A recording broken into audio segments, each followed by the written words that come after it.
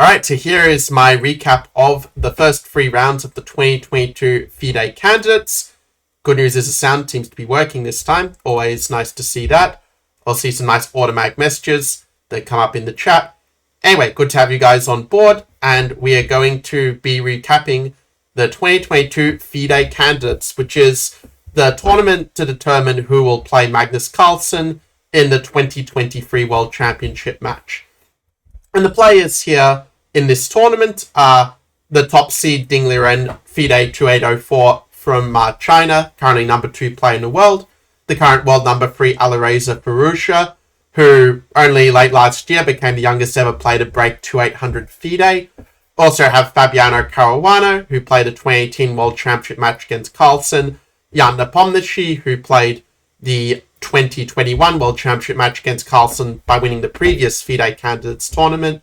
And then for the rest of the field, you have players like Hikaru Nakamura, Temur Rajabov, Jan-Christoph Duda, and Richard Rapport. And with that, you have a very strong field, and it's time to get into the games. And Abe's confirmed that the audio is good, so thanks for that. And let's get into the first game, which was played between Liren against Ding-Nepomniachtchi. And to give an idea, basically, I noticed that each round kind of got most exciting, a little bit less exciting each time. So we're starting with the most exciting round, and this while I'll spend probably about 50% of the stream, which actually is a good reminder for me to turn the engine on as well, so you know my analysis is of a good quality. So Ding played the English opening with c4, which is, I guess not a massive surprise, but also true that, Nepomniachtchi had prepared a lot for the World Championship match against Carlsen last year, and in this match he used some of that preparation, playing this move c6 and a reverse Alpen Sicilian, where White play this extra move of g3. So knight f3, e4, knight d4, d5. This is all very standard theoretical moves. Ding has played the move d3 in the past, just keeping the tension, but in this game he decided to play the, let's say, main line of cd5, queen d5. So here queen d5 is a move like e3, which would be the best move if the pawn was on g2. Well, that could weaken some of the squares on the king side a bit. So I just retreat tonight with knight c2, saying that the queen is going to get kicked anyway with knight c3. So queen e5, bishop g2. Knight a6, another move that might look a little bit weird to someone who has not seen the opening before, but you're just trying to stop b4 and White expanding on the queen side. So I played castles, bishop to e7. And knight e3 was Ding's move, which is quite a natural one. I mean, knight's not doing a lot on c2, but on e3 it can control some good squares, like this. So at this point, there are different moves that can be played. I mean, h5 is one interesting approach to play aggressively, but instead of playing h5, Nepo decided just to castle instead. I quite like the move that Ding played here, just a3, just renewing that idea of playing b4. Because let's say if you stop it with c5, then your knight on a6 isn't really on such a great square all of a sudden. So Nepo plays the move rook to e8. A normal enough continuation. I mean, you could also put the rook on d8, I guess, if you want to hold back d3 in some lines. But it does let White go b4 and sort of realize his plan of, playing around the pawn on e4. And it's not hard to see how we can increase the pressure on this pawn. Well, for Black, it's not so obvious how to defend it, I suppose. So Black goes rook e8, so the rook can maybe defend this pawn later. b4. And it feels like the opening actually went quite well for Ding, in spite of how the game turned out. Well, probably a move like bishop f8 is quite solid to, simply keep the pawn well defended, but because it also means after bishop b2, queen h5, that it helps out the rook is defending the pawn as such. And if Black can go bishop h3 and trade off the bishop, then maybe it's not so bad. But I guess that something like take bishop h3, it's actually a very thematic idea in this position, and you might want to try and figure it out for yourself. I was a little bit worried for a sec that the audio just died, but it looks like it's fine. But the move knight e4 is a really nice idea, where after it takes, you end up sacking the exchange, but on the other hand, you get this very strong position. There's actually a few different ways White can play at this stage. Perhaps the most natural looking is just to go king takes f1 and say, well, queen h2 is maybe a little bit suicidal in some respects to, open up the position to their king like this. Well, it's not so simple, actually. Line is a little bit chaotic, and there was some engine game that happened from here, actually, where, like, queen h3, king g1, where if black takes g4, they end up coming under this really strong attack on the h file. Okay, kind of computer-like stuff, but basically, yeah, you could also, I guess, just play a move like bishop f3 if you want to keep the pawn on e2 alive. Say queen g6, take, king f1, and I mean, white's got strong bishop pair and nice central majority, some prospects maybe to play on the queen side, but probably position is close to equal. I've got to say it before, but also, like, if you do have any questions all about the analysis, you're always welcome to ask it in the chat. It's kind of the reason why I did it live rather than just doing it as a recording. So b4, black played knight g4 instead. Knight g4, I think, is a little bit of a bluff in this position, though. Because with knight g4, yeah, I mean, it is giving white the option to simply take this pawn with bishop takes e4. And okay, I guess black's idea is to go queen h5 and try to attack, but if white even just plays, let's say, takes an f3, I'm not really seeing where the compensation is for black. Like bishop h3, rook f2. And I mean, white has very solid structure and he's a pawn up, so it's hard to really see the compensation. But somehow, I guess, Nepo was maybe bluffing white a little bit, and it definitely paid off in that white didn't take the pawn, but he played bishop e2 instead. Still after queen h5, I mean, white can still grab this pawn e4 with, like, knight takes g4. And, yeah, it's a little puzzling that white didn't go for this. I mean, black definitely has some level of compensation. Say knight c7, rook d8. I mean, the piece are going to be quite active down the open files, but it's hard to believe that it's going to be enough for a full pawn. Like either bishop g2 or even f3, I'm sure is just very good for white here, just keeping the control. But yeah, instead, probably bishop g2 is best, actually, because yeah, I guess you don't want to allow bishop h3 for free in a certain sense. Well, the game continued with h4 instead, and I mean, h4 is not a horrible move, but it does feel, practically speaking, a little bit risky to play this, because you never know when g5 is just going to open up the white king, and, well, if this pawn stays alive, as we'll kind of see in the game, this can lead to some problems for the white king as well. Black goes bishop f6, which is kind of aimed against the idea of taking on e4 by pinning the knight. Queen c2, knight e3, d3, this is what happened in the game. And yeah, I feel like this is one of these positions where, from a computer perspective, white's still got a little bit of pressure, but from a human perspective, it's very easy to see what black's plan is. You know, black is just going to, play like knight c7, rook e6, g5, just rip open the floodgates to white's king. And white has to be very precise. Oh yeah, thanks for the stars, Abe. I just saw that come through. Really appreciate that. And actually, I think it's a feature we didn't have before, but yeah, now you can actually send stars. So yeah, nice feature to have. So going back to this position here, yeah, white decides to play the move knight a4, which is, I think, probably not the best decision here, I would say. Out of interest, actually, for those who are watching a live stream, what would you play in this position as white? I mean, I could just give the answer, but I think it's more fun to make it a bit interactive, right?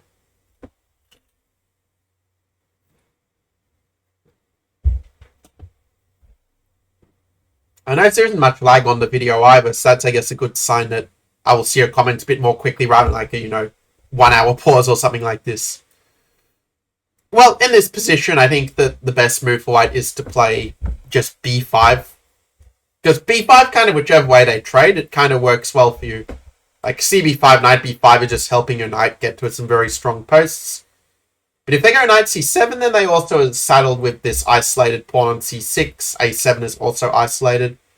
I mean, now probably is a better time to play Ding's knight a4 idea, because you've got the c5 outpost for the knight, you've got the pressure against this pawn, and I think that white should be a little bit better in such a position, as it's not so easy for black just to go all in on the attack on the king's side, now that the queen side and, to a lesser extent, the center is opened up. But white goes knight a4 instead, which is a little bit slow to my mind. Now, there are probably some Tar-like types here who just want to play bishop h4 and just throw everything at the king, and it's actually not such a bad idea, to go for this kind of attack. I mean, white does seem to be surviving, but it's kind of, a bit dangerous, and white has to be a little bit precise to defend, let's say. Like, he has to try and bring the queen into defense somehow, let's say queen c3, queen e5, and like if you find this, then probably you can survive the attack. But yeah, it's not the most natural sort of defense, let's say, from a human perspective. But probably this is the reason maybe why instead Nepo played just bishop b2 and decided to play it this way. Yeah, actually queen b2 is, I think, quite a significant improvement. Because here, I mean, I think it's important that you want to, prepare b5, but also if they move the knight to defend, you maybe have knight c5 at some moment, or also just rook fd1. This is very nice to be able to bring the rook into the game. Rook e6, maybe you have rook d7, or, the rook knight c5. So we see that it's not so easy for black to just continue with his attack.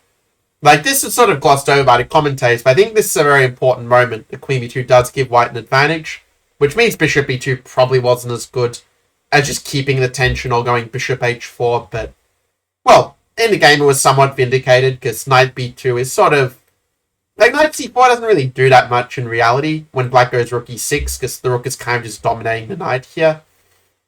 And anyway, I probably should start thinking about some moves like b5, even like sack the pawn, but just try to make your attack be faster than black's, which is probably worth the pawn at this point.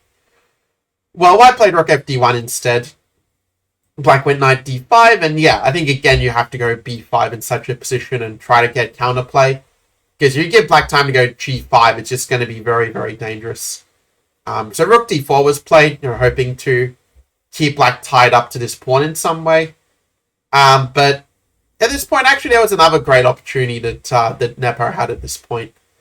So what black could have done is he could have actually played the move g5 and just simply opened up this kingside, take. I mean, it's going to go queen h5, rook h6, and it's very hard for us to see how white is going to deal with that. I mean, if you play rook d1, let's say, then, you probably have to play knight d2 and try to bring a knight to f1 to defend. The problem with that, though, is after knight d2, black can simply take the pawn. And you can't even really take on e4, actually, because if you take, like bishop takes, what's going to happen is that eventually you're just going to run into all these pins. Like, you can't take with the knight, but you also can't take with the queen, because the rook will be on pre then.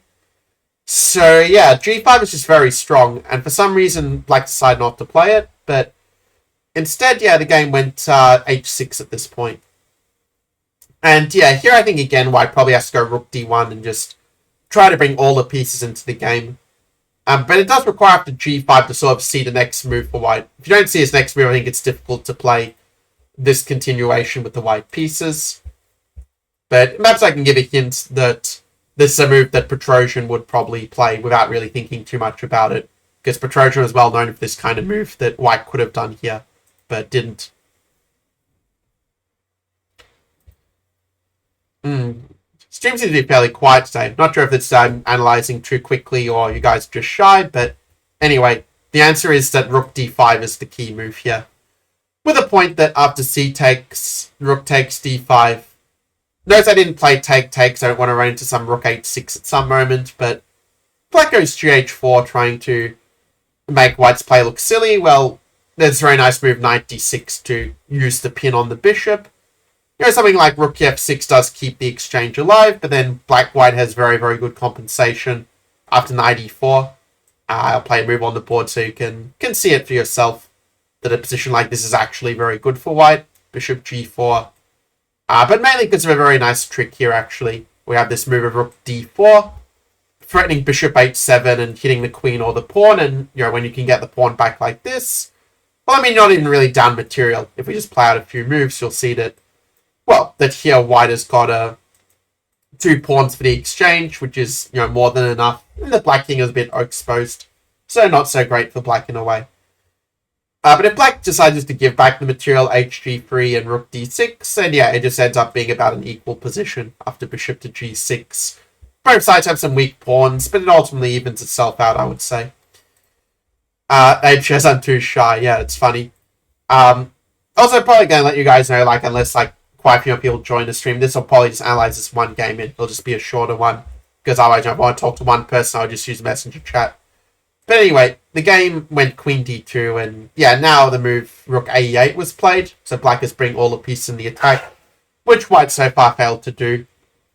But yeah, king h2 is trying to avoid it, but it kind of almost makes it worse if they do play g5, and yeah, for some reason Nepo decided not to play this, and it's probably because he saw that Ding's idea was to go rook h1 and go king g1 and kind of creatively bring the rook in the defense like this. But after h3, I think this is just going to be very strong for black. The pawn is really a pawn in white side, and all the white pieces are really quite dominated by these two black pawns on e4 and on h3. But after king h2, the game went bishop g4, which is, also a very strong move here. If you're able to eliminate the e2 pawn, then f3 becomes weak, and, g5 is always in the air. White goes knight a5, and, rook f6 is played. Again, g5 is kind of the most decisive. But still, rook f6, king g1, defending the pawn under attack. But yeah, g5, if you don't play it now, there's not really any point of the preceding play. Everything beforehand has been leading up to ripping open the white king side. And probably have to go b5 here if you want to try and keep the game going and sort of leave the king side defend for itself. But at least, in this case, you can go like bc6, knight c6, and at least create a counterplay in the center that's needed to keep the game going. I mean, even here, black is still probably much better. Like, take. Because otherwise, queen h2, bishop h3 is kind of a mating threat. But after fg3, queen e5, you have this, very nice move to pin the rook on d4 as well as to attack g3. Yeah, after knight c4, queen g3, I mean, this is after queen e1 to stop queen f2 check. This is an ending that it should, I think, be winning for black. After queen e1, rook e1, bc6. Yeah, white will get back one pawn, but still, white is down a pawn. The remaining pawns are very weak for white, if we're being honest. And, well, I think that probably with best play, black will be able to convert it, at least on a practical level. But instead, the game saw knight takes b7, and this allowed a very nice finish by Nepomniachtchi, knight c5, and yeah, h3 is particularly convincing here. There are a lot of other winning moves, but this one, really puts the ball in white's court in a way which he can't hit back. If white goes, let's say, bishop e4, then, h2, and, well, if king h1, you just take rook f2, and you're just crashing through, but also king g2 doesn't help, because queen h3, and you get in rook f2 in any case. And yeah, material is equal, but it's not going to be the case for very long. Whereas white played the move rook e4 in the game. But after rook e4, black just found a very nice finishing blow. Not the only one, but it's pretty good. Black decided to play h takes g2, sacrificing the rook. But on the other hand, how do you deal with, queen to h1 mate? If white goes king g2, then, okay, in that case, you have a very nice little forced mate, actually, where you can play... Well, let's see if you guys can see it before I give away the answer. It's black to play.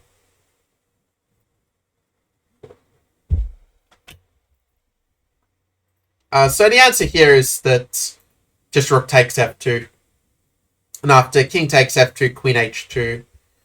Well, if king f1 trying to keep the king out of harm's way, you've got bishop h3, and this is just checkmate with queen g1.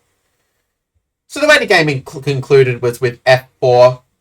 Turns out f3 you can actually just play bishop f3 and they just kind of die. But after f4, queen h1 check, king f2, queen takes a1, king g2. And okay, black's up a bishop for 2 pawns already, but Nepo realized that after bishop h3 it's actually just checkmate coming.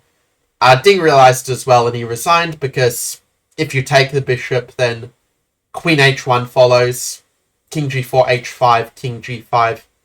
Now deadly quiet move, queen h3, and there's just no good defense to some queen to g4 or rook f5 or rook g6 checkmate. It's something that white can only postpone, not avoid.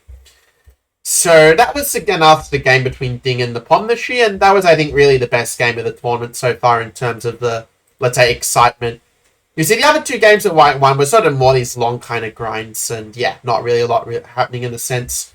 So what I'm going to do is I'm going to end this stream early, because, I mean, 2 viewers, it's not really, I think, worth it to go for the whole way if there's just not much interest in these games. So anyway, thanks everyone for watching, and I'll see you guys in the next one, whenever that is.